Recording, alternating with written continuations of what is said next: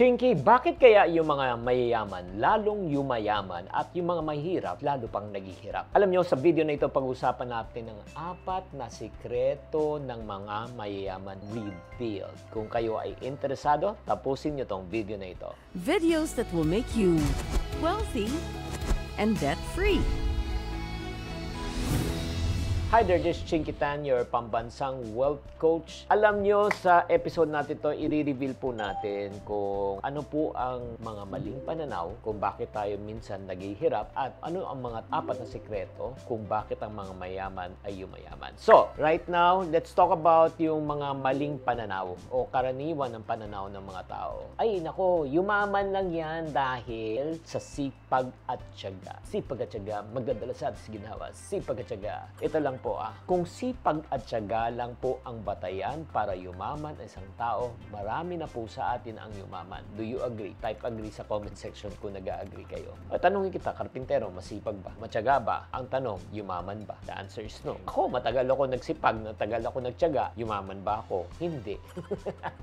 Kasi kulang Ito yung na-realize ko. Hindi lang pwede pala sipag at tiyaga. Kailangan may sipag, may tiyaga, may karunungan, at may diskarte. Kahit masipag matyaga ako, pero pag wala akong alam, forever trap ako, wala akong magagawa. Kahit masipag matyaga ako, marunong ako, pero pag kulang naman ako sa diskarte, wala pa rin ako magagawa. Diba? Nagigets nyo? That's the number 1 wrong mindset or probably pananaw ng tao. Pangalawa, yung maling pananaw na kaya nga hindi yumayaman ng tao dahil nga naniniwala sa swerte at tsamba. Kasi, di ba, yung pagkakaroon ng malaking mana, bigla na lang na yumaman, bigla na lang nanalo. Alam mo, pag swerte at tsamba lang ang ihintayin po natin, siguro, baka makita na tayo ni Lord, hindi pa rin tayo yumayaman, di ba? Pag swerte ang tsamba, maliit na maliit ang chance. Pangatlo, ito, may mga pananaw naman, I don't know if you will agree with this, tama lang yung timing niyan. Nagkataon lang tama yung opportunity. But let me tell you the truth. The truth is this. Kahit tama ang timing, like for example, may isang tao nag-offer sa iyo na ang sasakyan talaga 1.5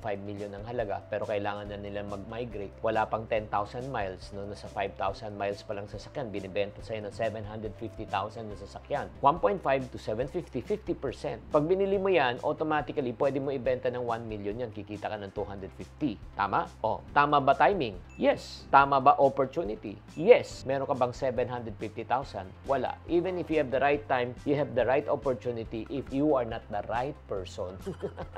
So, hindi lang po ganun. Chinky, ano ba talaga ang sikreto ng mga mayaman? Ang sikreto talaga ng mga mayaman, i-reveal ko na po ngayon, nagtatagumpay sila kasi alam nila meron silang pinag-aralan o na-discovery na sistema o method. Again, system or method. Pinag-aralan po nila to prove my point na talagang it really works. Help me out. What's 2 times 2? 4. 4 times 2. 8. 8 times 2. Pakitype sa comment section. 16. Paano tayo nagkaroon ng pare-parehong mga sagot? Dahil alam po natin lahat ang system ng multiplication. So, what am I trying to point out, no? If you know the system of the rich, you follow the system of the rich, you will get the same answer and result. Do you agree? Type agree in the comment section. Kaya nga, ano kailangan natin malaman? Ang kailangan natin malaman kung ano ang sistema, ano ang methodology ng mga mayaman kaya sila ay yumayaman. So ngayon, eto na. Sana tapusin mo tong video na ito. Painit pa lang tayo. Ready ka na bang malaman ang secret system or method na tinatawag nilang chip method?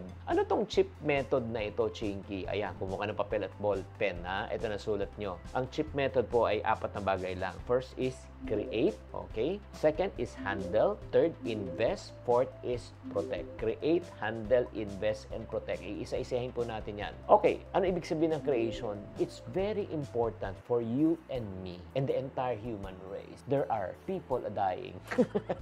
Hindi, kailangan po tayo matutong gumawa at lumikha ng pera. Bakit? Kasi wala tayong isa-save pag wala tayong pera. Wala tayong iba-budget pag wala tayong pera. Wala tayong pang-i-invest pag wala tayong pera. Tama o mali? Kaya nga, it's very important for you to create o tinatawag natin multiple. Oo, multiple. Everybody say multiple. Multiple streams of income. Di lang pwede pong iisang ating income. Kasi pag iisa lang po ang ating income, nako, mauubos talaga. Ubos, kakapusin ka. Agree o disagree? So, ang question ko right now is this. Gusto nyo bang matuto kung paano mag-create ng multiple sources of income aside from your current income? If your answer is yes, I'll share it with you later pagkatapos ng session na ito. Number 2 po, it's handle.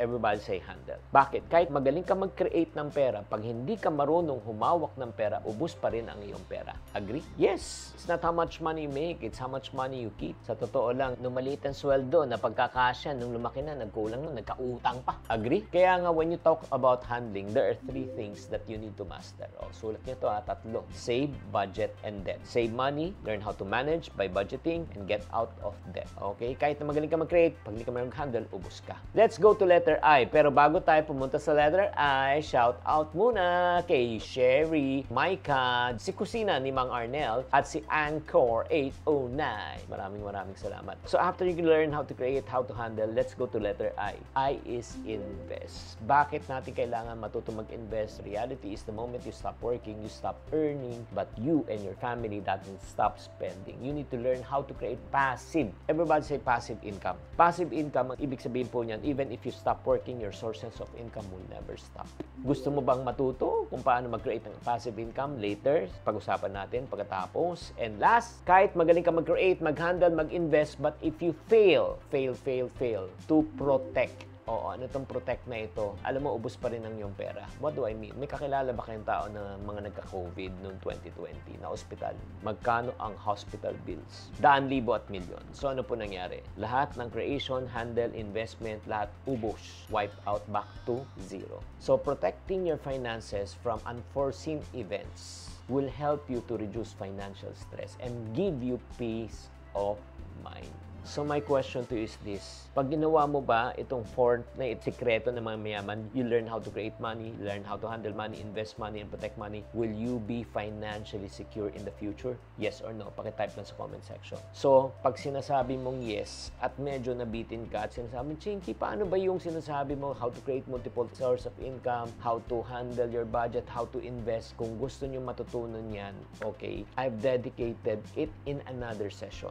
Okay, itong session na ito. So guys, kung gusto niyo malaman paano natin ma-implement itong chip method na ito step by step, all you need to do is just click on this link na ito sa may comment section. I-click nyo para mapanood nyo po on how I can help you. Sana naman na-enlighten po kayo and I hope you like this video. If you like this video, please like this video. Don't forget also to share and subscribe. Tatandaan, tamang karunungan, tamang disiplina po ang susi sa pagyaman.